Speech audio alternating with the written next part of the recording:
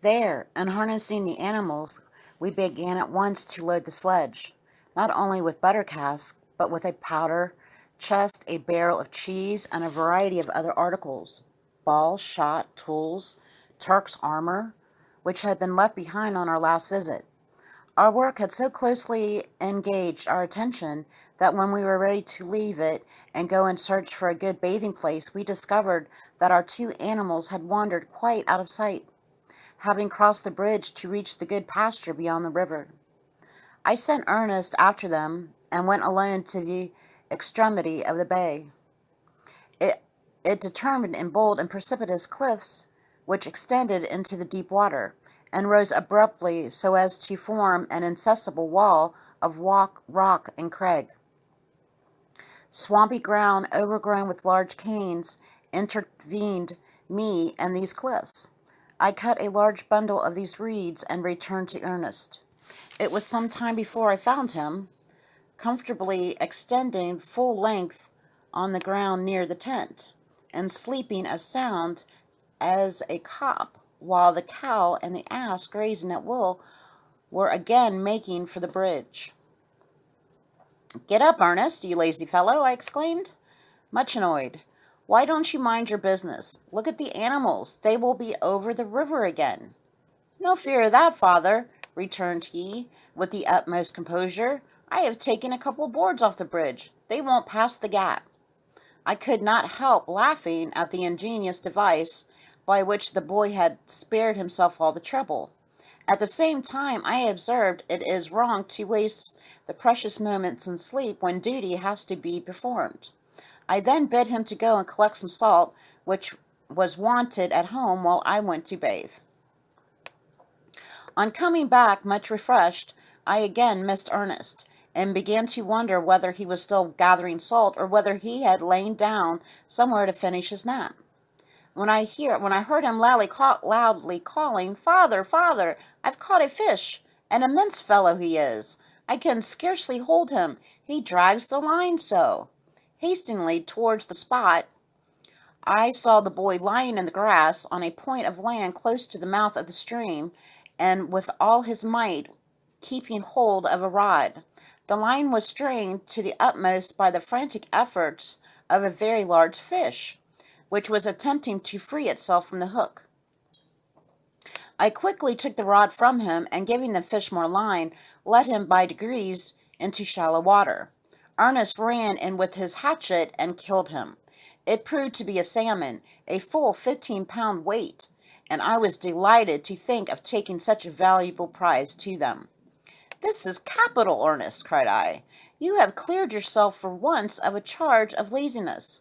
Let us now carry the splendid salmon to the sledge. I will clean and pack it for the journey, that it may arrive in good condition, while you go and take a bath in the sea." All this being accomplished, we harassed our beasts to the well-laden vehicle, and replacing the boards on the bridge, commenced the journey home. We kept inland this time, and were skirting the borders of the grassy thicket, when Juno suddenly left us, and plunging into the bushes, with fierce barking, hunted out, right in front of us, the most singular-looking creature I ever beheld. It was taking wonderful flying leaps, apparently in a sitting posture, and got over the ground at an astonishing rate. I attempted to shoot it as it passed, but missed. Ernest, who was behind me, observed its movements very coolly, and seeing that the dog was puzzled, and that the animal, having paused, was crouching among the grass, went cautiously nearer, fired at the spot he had marked, and shot it dead. The extraordinary appearance of this creature surprised us very much. It was as large as a sheep. Its head was shaped like that of a mouse, and its skin also was of a mouse color. It had long ears like a hare, and a tail like a tiger's. The forepaws resembled those of a squirrel, but they seemed only half grown, while the hind legs were enormous, and so long that when upright on them the animal would look as if it mounted on stilts. For some time we stood silently wondering at the remarkable creature before us. I could not recollect to have seen or heard of any such. Well, father, said Ernest at last, I should say this about the queerest beast to be met with anywhere. I'm glad I knocked it over. How they will all stare when I carry it home. You have had a lucky day altogether, certainly, said I, but I cannot think what this animal can be. Examine its teeth and let us see to what class of mammalia it belongs. We may be led to guess its name in that way. I see 4 sharp incisor teeth, father, 2 upper and 2 under, as a squirrel has. Ah, then he is a rodent. What rodents can you remember, Ernest? I do not know them all, but there are the mouse, the marmot, the squirrel, the hare, the beaver, the jerboa. The jerboa? I exclaimed. The jerboa? Now now we shall have it. This is really, really like a jerboa, only far larger. It must be a kangaroo, one of the class of animals with which a pouch or purse beneath the body, in which its young can take refuge. They were discovered in New Holland by the great Captain Cook, and I congratulated you on behalf the first to obtain a specimen in New Switzerland. I added, laughing as I ex- extemporized the name. The kangaroo was added to the already heavy load of our sledge, and we proceeded slowly, arriving late at Falconhurst, but meeting with the usual bright welcome. Very eager and inquisitive were the glances turned towards the sledge, for the load piled on it surpassed all expectations. We, on our part, staring in equal surprise at the extraordinary rig of the young folks who came to meet us. One wore a long night shirt, which, with a belt, was a convenient length in front, but trailed behind in orthodox ghost fashion. Another had on a very wide pair of trousers, braced up so short that each little leg looked like a clapper in a bell. The third, buttoned up in a pea jacket which came to his ankles, looked for all the world like a walking portmanteau.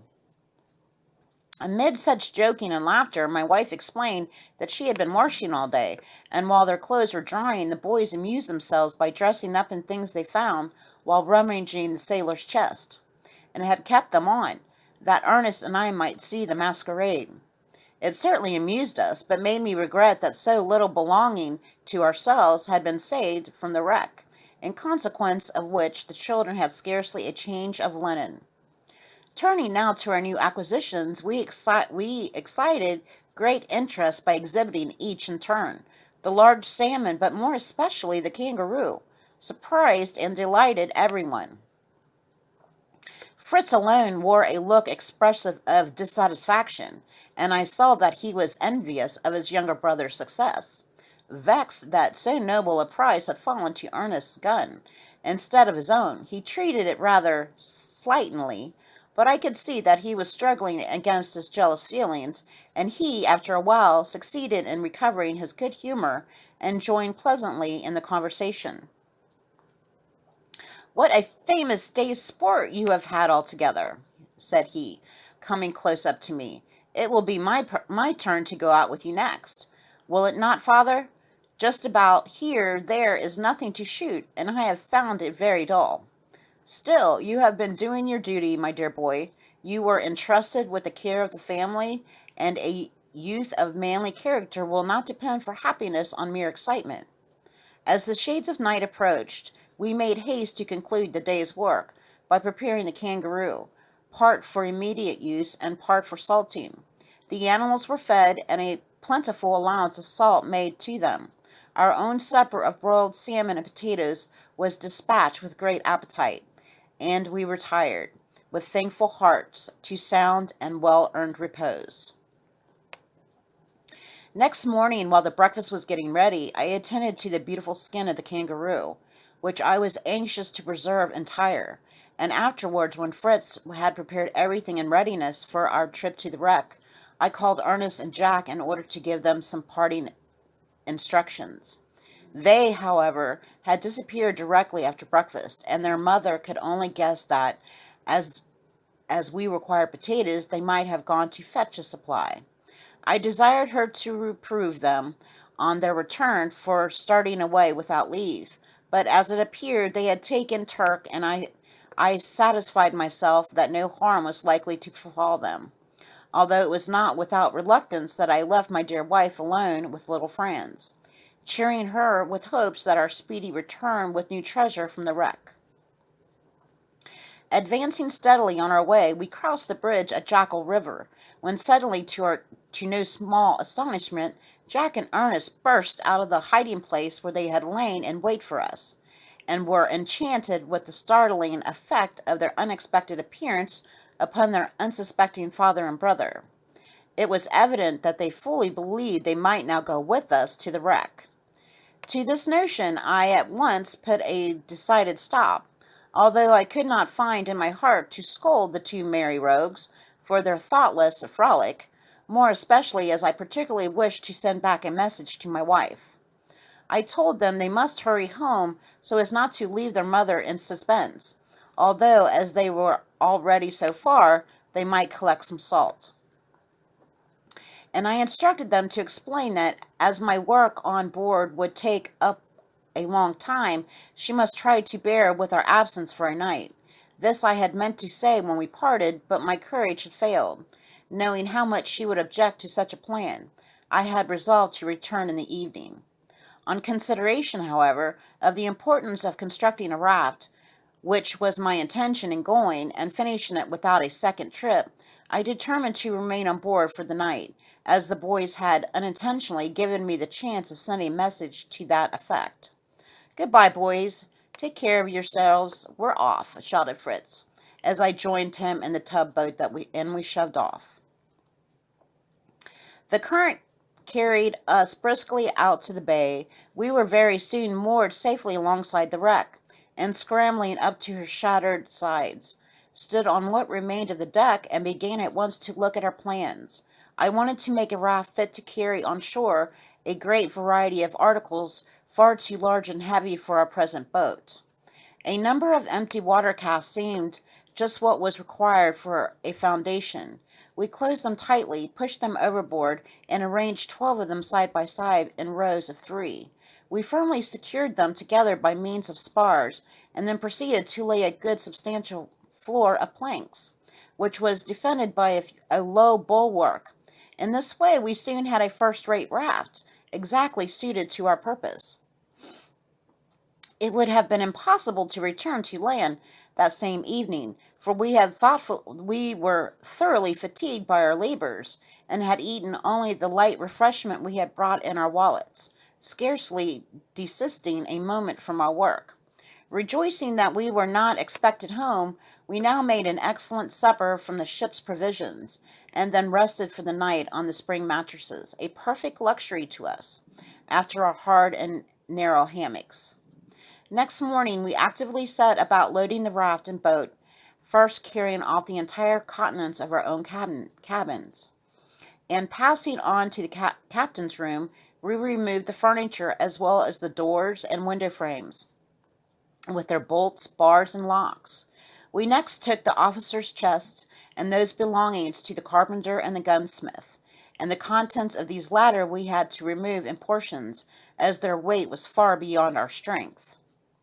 One large chest was filled with assortment of fancy goods, and reminded us of a jeweler's shop. So glittering was the display of gold and silver watches, buckles, studs, chains, rings, and all manners of trinkets. These and the box of money drew our attention for a time, but more useful to us at present was a case of common knives and forks, which I was glad to find, as more suited to us than smart silver ones we had previously taken on shore. To my delight, we found, most carefully packed, a number of young fruit trees, and we read on the tickets attached to them the names, so pleasant to Europe ears, of the apple, pear, chestnut, orange, almond, peach, apricot, plum, cherry, and vine. The cargo, which had been destined for the supply of a distant colony, provided, in fact, a rich and almost inexhaustible treasure to us. Ironmongery, plumber's tools, lead paint, grindstones, cartwheels, and all that was necessary for the work of a smith's forge, spades, plowshares, sacks of maize, peas, oats, wheat, and a hand mill. And although the parts of a sawmill so carefully numbered that we were strong enough, it would be easy to put it up had it had been stowed away.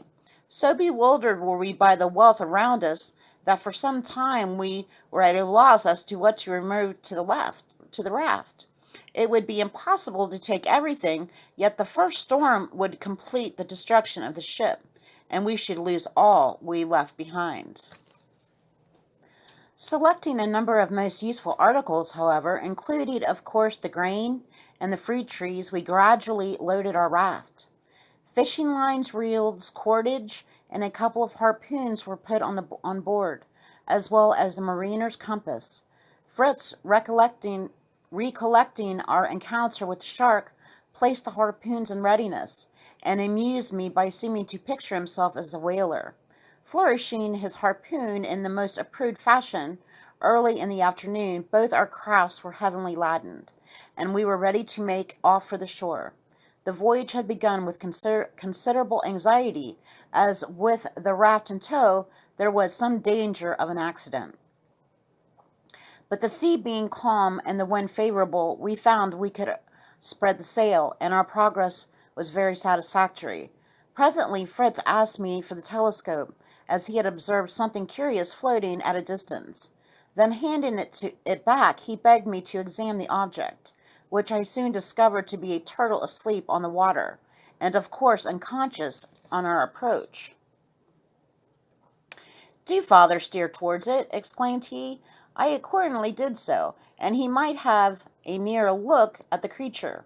Little did I suspect what was to follow. The lad's back was turned to me, and the broad sail was between us, so that I could not perceive his actions, when all of a sudden I experienced a shock and a thrill as of line running through a reel.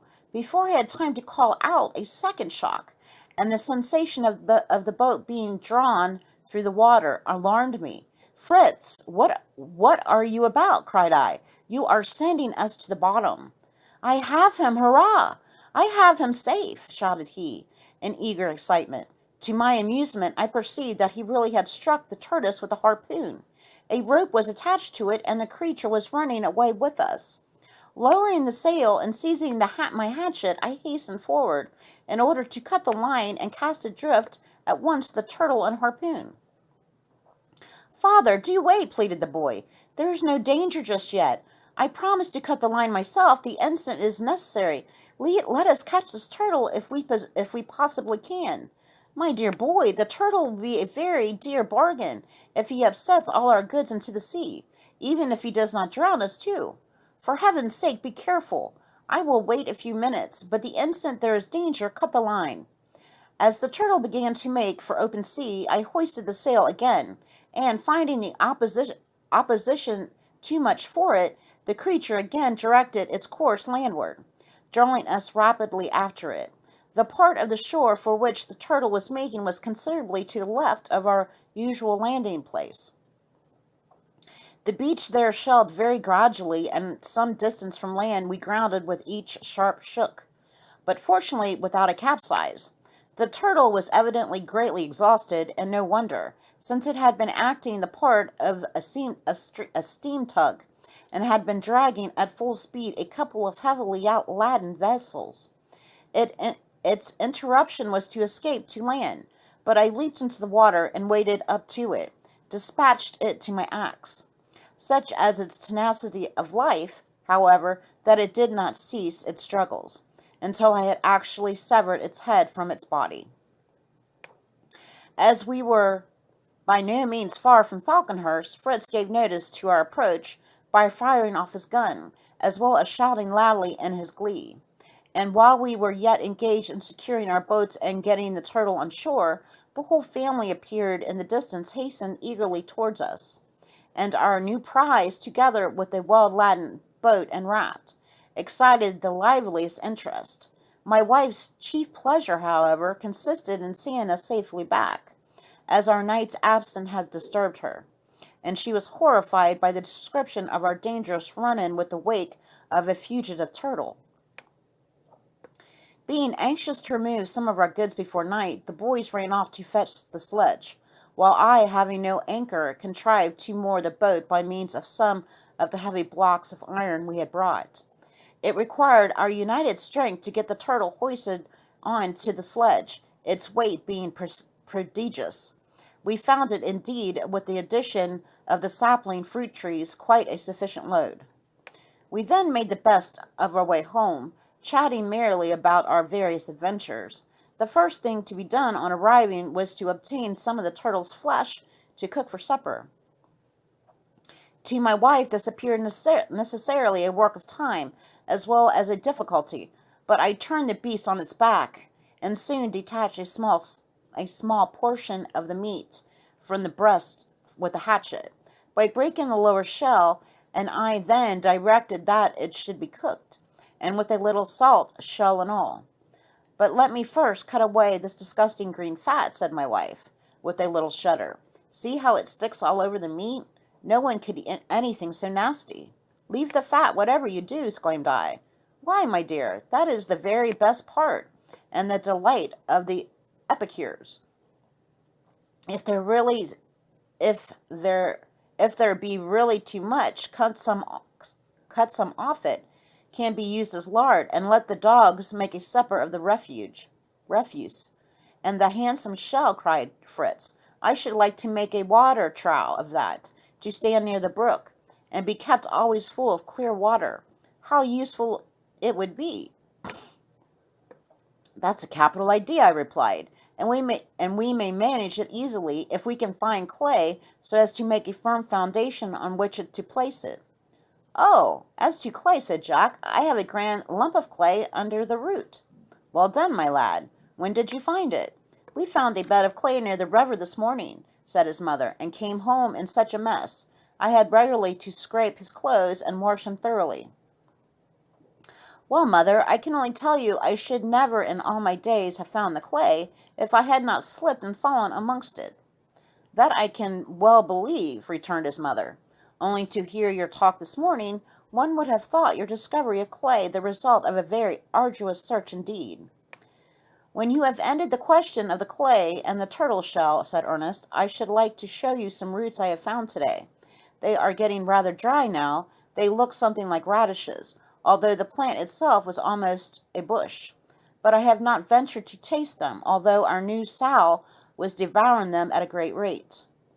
In that you did wisely, my boy. Swine eat many things injurious to men. Let me see your roots. How did you discover them? I was rambling in the woods this morning and came upon the sow, very busily grubbing under a small bush, and eating something ravenously. So I drove her away and found a number of these roots, which I brought for you to see. Indeed, Ernest, I exclaimed, after taking the roots in my hand and considering them attentively, I am inclined to believe that you have really made a brilliant discovery. If this proves to be, as I expect, the manioc root, we might lose every other edible we possess, and yet not starve. In the West Indies, cakes called cassava bread are made from it, and already having potatoes, we shall be very independent if we can succeed in preparing flour from these roots. Great care must be taken in the manufacture to express the juice, otherwise the flour may be injurious and even poisonous. If we can collect a sufficient quantity, we will attempt bread making. I think I know how to set about it. Finding there was still time to make another trip to the sledge, I went off with the elder boys, leaving Franz with his mother, and we all looked forward with satisfaction to the prospect of a princely supper they were to have ready for us, for our day's work had been none of the lightest. I have been thinking about my turtle, father, said Fritz, as we went along. Is not the shell very valuable? Surely beautiful combs, boxes, and a number of ornamental things are made of turtle shell. And if so, it seems a pity to use it for a water trough. Your turtle, Fritz, it's only fit for eating. Its shell is worthless as regard to ornament, whereas the species whose shell it prized so much is unfit for food. Tortoiseshell is subjective to the action of heat. The outer layer peels off, leaving a beautifully marked semi-transparent surface, which is susceptible to very high polish. The sledge quickly received its second load from the raft. Chest, flour cart wheels, and the hand mill were placed on it, with all manner of smaller articles, and we lost no time in returning to Falconhurst. My wife welcomed us joyfully, for she said she had regularly overworked during the last 2 days. However, now you are come home to rest, she said, and you little think what refreshment awaits you here in the shade. Come and see my cellar. And she smiled, exhibited a small cask, half sunk in the ground, and well sheltered with leaves and branches. Ah, you wonder where this came from, continued my wife. Well, I found it myself in the sands today, while you were all absent, and fancying it was wine of some sort, I got it up here on purpose to be ready for you. The boys are most anxious to know what sort of wine it will prove to be. As the simplest method of ascertaining this, I inserted a straw at the vent hole and presently announced that in all my life I had never enjoyed a more delicious draught of canary sack. My wife immediately pleased to find that her exertions in my behalf had not been thrown away, and the boys pressed around me armed with straws and begging for a taste. After so strongly expressing my own enjoyment of the wine, it seemed unreasonable to deny them this, and I let them come in turns, but was speedily obliged to call a halt, for the rogues got so eager and excited that I had to reprove them for their greediness, and warn them of the risk that they ran of being intoxicated.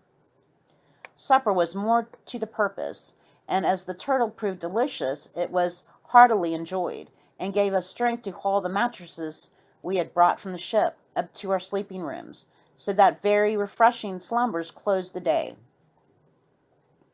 Early next morning I got up without rousing any of the others, intending to pay a visit to the beach, for I had my doubts about the safety of my vessels on the open shore. The dogs were delighted when I descended the ladder and bounded to meet me. The cocks crowed and flapped their wings. Two pretty kids gamboled around. All was life and energy. The ass alone seemed disinclined to begin the day, and as I especially required his services, this was unfortunate. I put his morning dreams to flight, however, and harnessed him to the sledge. The cow, as she had not been milked, enjoyed the privilege of further repose, and with the rest of the family I left her dozing. My fears as to the safety of the boats were soon dispelled, for they were all right, and being in haste to return, the load I collected from the freight was but a light one, and the donkey willingly trotted home with it, he, as well as I, being uncommonly ready for breakfast. Approaching the trees, not a sound was to be heard, not a soul was to be seen, although it was a broad day, and great was my good wife's surprise when, roused by a clatter and hullaboo I made, she started up and became aware of the late hour. "What can we have made us oversleep ourselves like this?" she exclaimed. "It must be the fault of those mattresses. They are delightful, but really too lulling. See, the children are sound asleep still." With much stretching and many yawns, the boys at last came tumbling down from the tree, rubbing their eyes and seeming but half awake. Ernest laughed as usual. "Come, my boy," said I, "this will never do. Your beds were too luxurious last night, I see." In my own opinion, however, I felt there was something else to blame besides the comfortable mattresses, and I made a mental resolve that the captain's fine canary should be dealt with very sparingly in the future. So now for prayers and breakfast. I continue, and then off to work. I must have our cargo landed in time to get the boats off with the next tide. By dint of downright hard work, we accomplished this, and I got on board with Fritz as soon as they were afloat.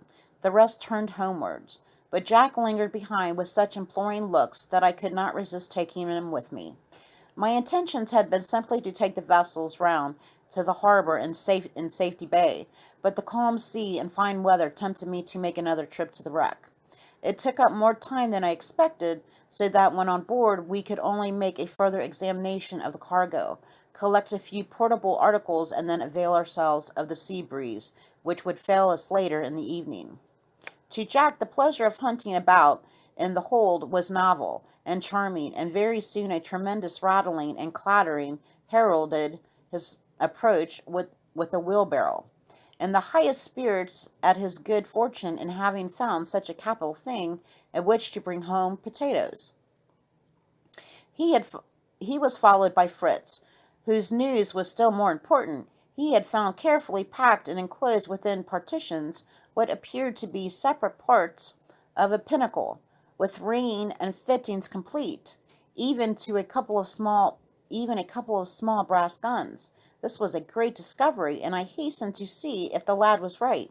Indeed he was, but my pleasure was qualified by a sense of arduous task it would be to put such a craft together so as to be fit for sea. For the present, we had barely time to get something to eat and hurry into the boat, where were collected our new acquisitions, namely a copper boiler, iron plates, tobacco grafters, 2 grindstones, a small barrel of powder, and another of flints, 2 wheelbarrows, besides Jack's, which he kept under his own especial care.